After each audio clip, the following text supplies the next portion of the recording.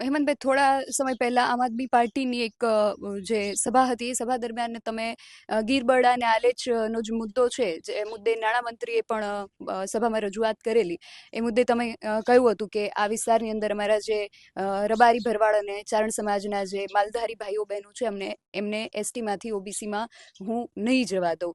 ઈસુદાન ગઢવીએ પણ આ વિષયને લઈને વાત કરી છે. પરંતુ આ ગૃહની અંદર આ પ્રસ્તાવ મૂકનાર જ આમ આદમી પાર્ટીના ધારાસભ્ય ચૈતર વસાવા હતા. તો પક્ષની અંદર વિચારધારામાં કે આ ભેદભાવ કઈ રીતે? બેન, ચૈતરભાઈનું નિવેદન, ઈસુદાનભાઈનું નિવેદન અને મારું નિવેદન, ત્રણેયનું નિવેદન એક જ છે. આનું અર્થઘટન કરવા વાળા મીડિયા મિત્રો કે કોઈ પણ લોકો અલગ અલગ છે. ઈસુદાનભાઈએ પણ એક ચોક્કસ વાત કરી હતી, ચૈતરભાઈએ પણ વાત કરી, અને મેં પણ કીધું કે ભાઈ, ગીર બરડા અને આલેચના જે માલધારીઓને આદિજાતિનો દરજ્જો આપવામાં આવ્યો, આજે પણ એમના નેસડામાં લાઇટ પહોંચી નથી. આજે પણ એમના નેસ વિસ્તારમાં રોડ રસ્તાઓ પહોંચ્યા નથી.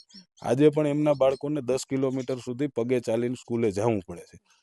ચૈતરભાઈએ જે વાત કરી એમાં એણે એવું કીધું કે ભાઈ, જે ખોટા બોગસ પ્રમાણપત્રો જેના કાઢી દેવામાં આવ્યા છે, એ પ્રમાણપત્રો રદ કરવાની ચૈતરભાઈએ વાત કરી છે. ચૈતરભાઈએ એવું ક્યાંય નથી કીધું કે ગીર બરડા અને આલેચના જે જરૂરિયાતમંદ કે જે લોકો ક્રાઇટેરિયામાં આવે છે એનું કાર્ડ રદ કરવાની વાત ચૈતરભાઈએ ક્યારેય નથી કરી.